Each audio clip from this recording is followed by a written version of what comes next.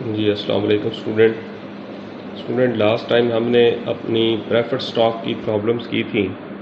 आज हम अपनी कॉमन स्टॉक से रिलेटेड जो प्रॉब्लम्स हैं उनको सॉल्व करेंगे।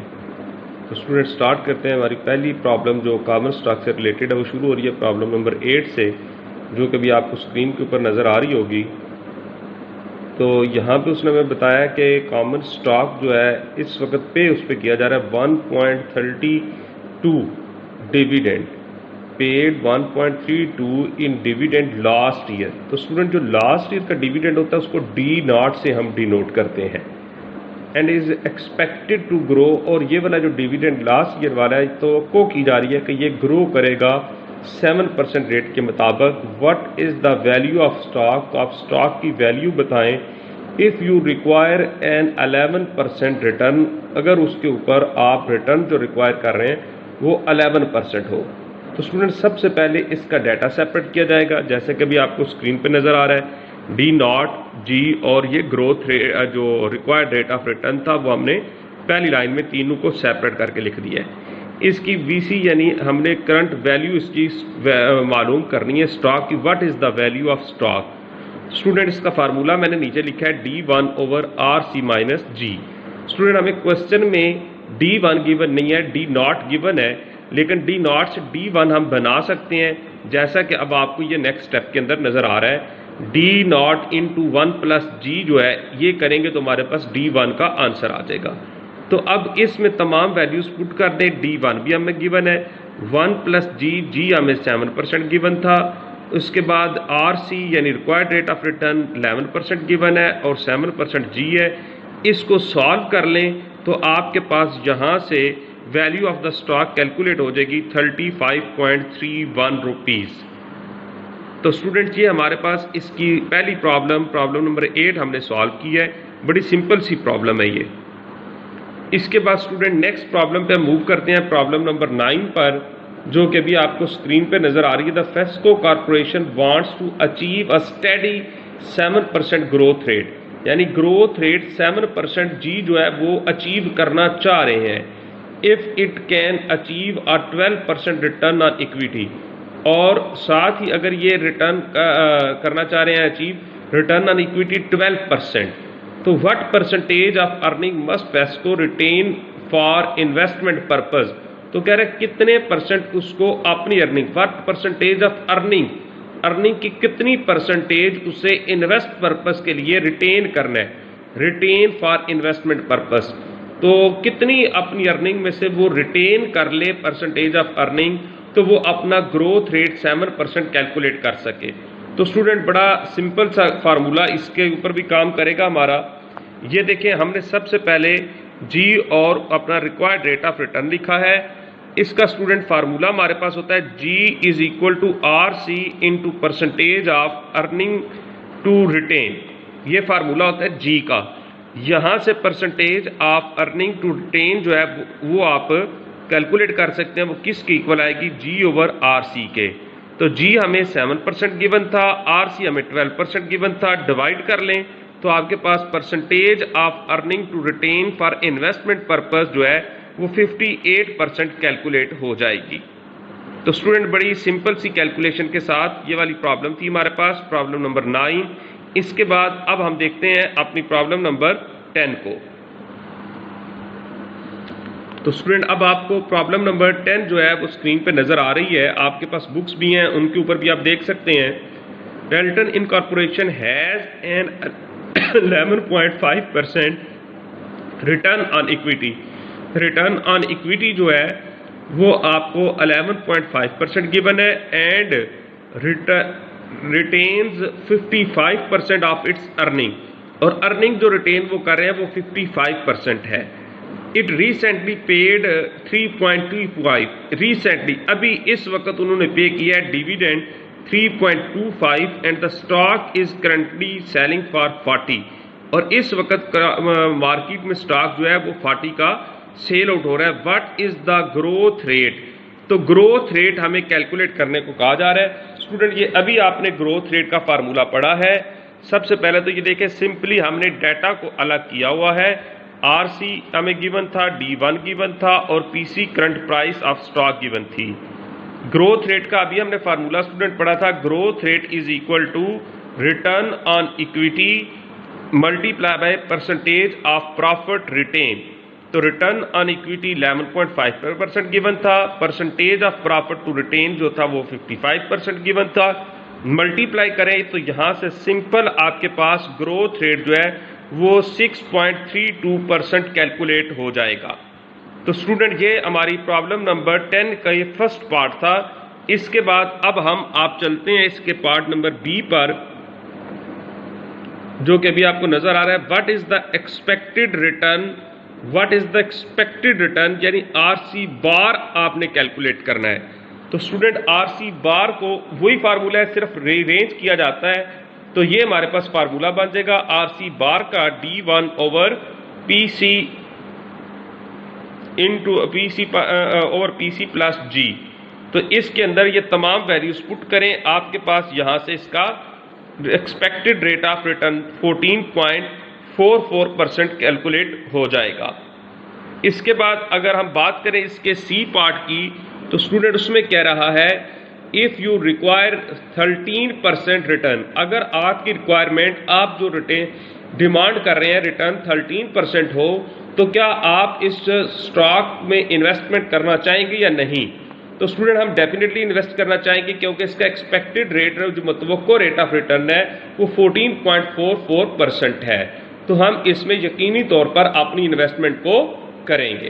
तो स्टूडेंट ये हमारे पास प्रॉब्लम नंबर 10 थी जो हमने सॉल्व की है। इसके बाद अब हम अपनी नेक्स्ट प्रॉब्लम नंबर 11 पर मूव करते हैं। तो जी स्टूडेंट प्रॉब्लम नंबर 11 ये आपको अभी क्लियर नजर आ रही होगी स्क्रीन पे। बेटा इनकॉर्पोरेशन पेज अ डिविडेंड 1 का डिविडेंड पे किया जा रहा है और करंटली इस वक्त वो मार्केट में 32.5 में सेल हो रहा है और इन्वेस्टर रिक्वायर उसके ऊपर कर रहे हैं 11% on their investment from buying. What growth rate, कौन सा ग्रोथ रेट है, have to provide the investor, जो इन्वेस्टर को प्रोवाइड किया जाएगा, यानी सिंपली ग्रोथ रेट का क्वेश्चन है हमारे पास ये। तो स्टूडेंट देखिएगा D1 हमारे पास 1 है, PC हमें गिवन थी यानी करंट प्राइस, और RC हमें गिवन है, ग्रोथ रेट हम कैलकुलेट करना चाह रहे हैं। तो सिंपल स्टूडेंट इसमें से वही आप भी जो फार्मूला पीछे स्टडी किया है उसी को यूज करेंगे और इसको रीअरेंज कर लेंगे G के लिए। तो इसमें वैल्यूज पुट करके सिंपल आप G को यहाँ से कैलकुलेट कर सकते हैं, कोई इसमें मुश्किल बात नहीं है।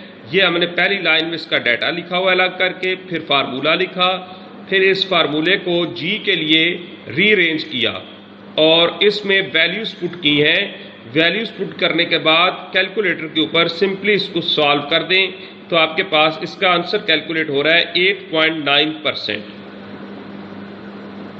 तो नेक्स्ट स्टूडेंट हमारे पास प्रॉब्लम नंबर 12 आ रही है।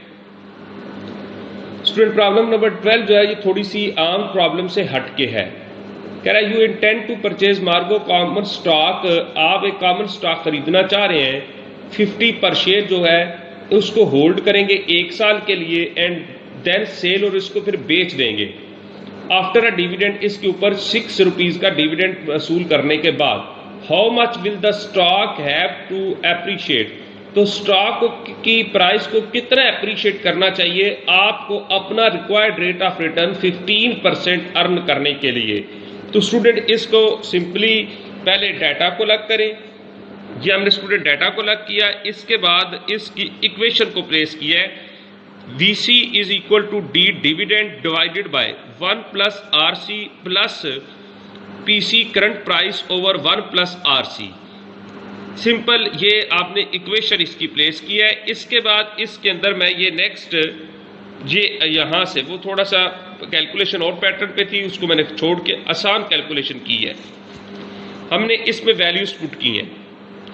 अब ये जो 6 ओवर 1.15 प्लस PC ओवर 1.15 है, इसमें से हम कॉमन ले रहे हैं 1 ओवर 1.15 सिंपल कॉमन ले लिया है और ब्रैकेट के अंदर हमारे पास आ गया 6 प्लस PC।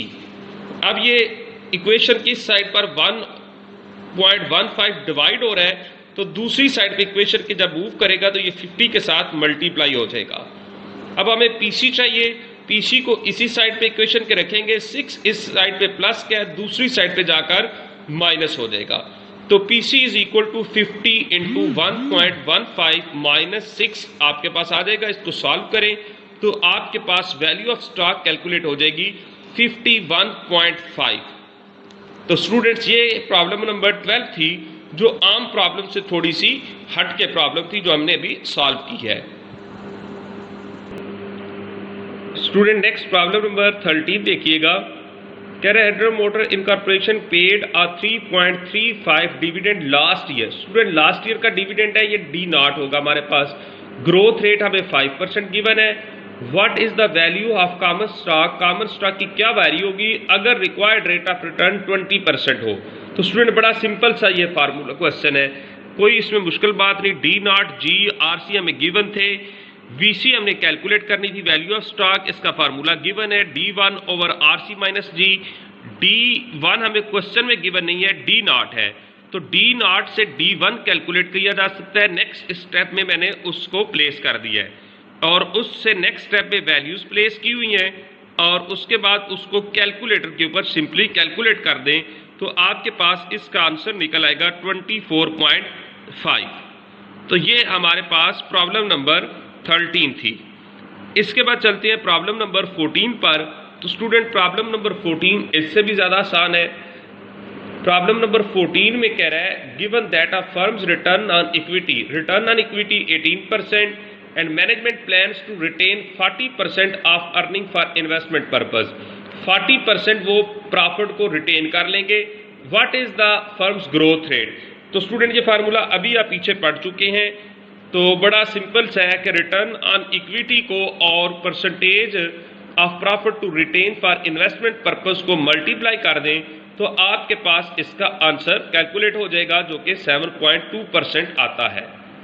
स्टूडेंट इसके बाद प्रॉब्लम नंबर 15 है। इसमें थोड़ी सी मुझे कंफ्यूजन थी, इसको मैं फिलहाल स्किप कर रहा हूँ, इसको नेक्स्ट मैं किसी दिन आपके साथ शेयर करूंगा। इसमें एक छोटा सा पॉइंट मुझे कंफ्यूज कर रहा था, इसलिए मैंने इसको भी फिलहाल स्किप कर दिया है। तो इसके बाद अब प्रॉब्लम नंबर 16 है, जिसको भी हम सॉल्व करते हैं।